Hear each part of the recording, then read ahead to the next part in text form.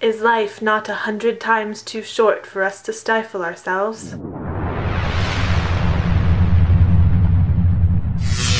Hello! It is NaNoWriMo day 28. And today the word count goal is 46,666 words. I am at 51,490 words. I know. 10K Tuesday was a success. Like a huge success. I started writing not quite at midnight, more like 1 a.m. on Tuesday. I started writing at about 1 a.m. and by the time I got to like 11 a.m. I had written over 8,000 words and I broke 50K. I won NaNoWriMo sometime yesterday afternoon. And then I filmed that delirious, sleep-deprived, how to win NaNoWriMo in 20 steps. I filmed that thing, put it up, and promptly passed out. But then I really wanted to break that 10K goal, so I got back up and wrote 1,300 more words. I wrote 10,000 words in a day. I won NaNoWriMo. I still need to write a couple thousand words here and there on my story and the draft will be done. And believe me, no one is more surprised that I accomplished all this than I am. Two things were vital in me writing 10,000 words in one day and winning NaNoWriMo. The first thing is coffee. You guys saw that coming, I bet. It's coffee. Coffee. The second thing was you guys on Twitter who did word sprints with me and who encouraged me and who like wrote along with me. You guys are what really helped me do it, because to be completely honest, I wasn't even planning to hit 10,000 words. Like I said, yeah, 10K Tuesday, but that's just because I like alliteration. I was really only going to go for 5,000 words. I was gonna hit 45,000 words and then stop. It was you guys sprinting with me for hours last night that got me there. I'm not even joking. If you guys hadn't been doing those sprints with me, I would have written 45K and just called it a day. But you guys were there for me. You were there to sprint with me and to encourage me. So just thank you. So let's talk a little bit about Victor's Village, because I didn't do a Victor board in my last video because I'm a bad person. So, here we have the victors for NaNoWriMo Day 27. Hey, what's that name right there? Me. These are the awesome, amazing people who won NaNoWriMo yesterday and who I did not put on the board because I was too delirious with tiredness. You guys are, of course, all invited to the party at my place in Victor's Village. Woo woo! I am not going to eat an additional 10 pieces of candy today because I really over-feasted on candy yesterday. Like, I ate candy until I thought I was going to die. So, you guys are amazing for winning, and believe me, I ate plenty of victory candy to celebrate with you.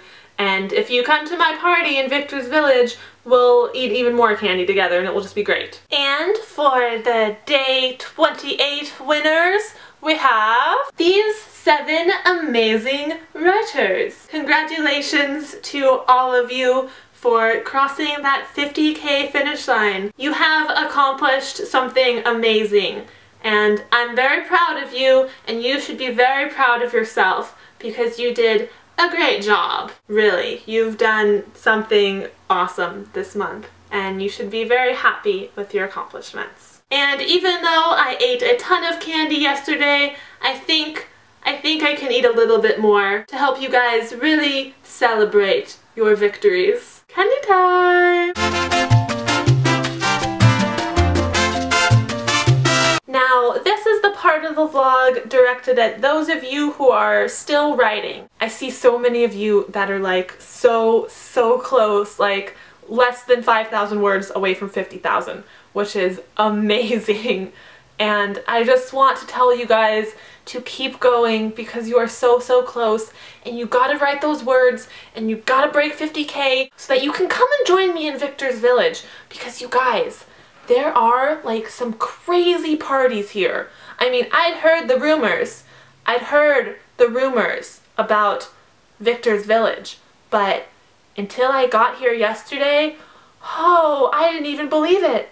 But you guys, these people are like party animals. They do some crazy, insane things. Like, I don't even think I can repeat it on camera for legal reasons. Anyways, my advice for you over this last little burst is to just sit down and get it done. Do whatever you need to do to get yourself pumped up and ready to write. And then just sit down and do it. It is completely possible within your ability. It's just about you mustering up the willpower to get it done. I know you can do it. I know you can. I'm psychic. I know it. I know these things. Like, sit down at the keyboard and write. Put yourself in writing detention where you aren't allowed to do anything but write. Just do what you have to do. You have to make the idea of not reaching your goal like so undesirable and like repulsive to you that it just, the idea of failing at your goal feels so much worse than like the hard work of turning off YouTube and getting down to writing. So that is my advice for you. Those of you who are so close and just need a little bit more to get there, I know you can do it. I really truly believe in your ability to do it. It's just about mustering up that willpower to sit down and get it done. And that feeling of success when you reach your goals is like so amazing and fulfilling, and you just feel accomplished and happy, and then you get to play Halo all you want and it's really good. Anyways, just make that feeling, just like take a couple minutes and just do like a mental exercise where you make that feeling and that idea of winning like so good to you, and that idea of failure so bad to you. So no matter what kind of hard work is involved, you want to win. Like, you crave accomplishing your goals. You have to do it. There's no other option. Not an option.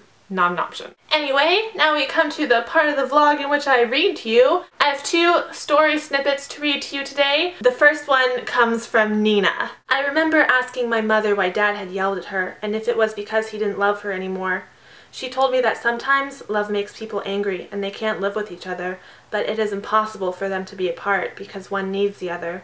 Like the sun and the moon, she said, when they are seen at the same time, neither is at its brightest, neither is at its best, and it can only last for a short time.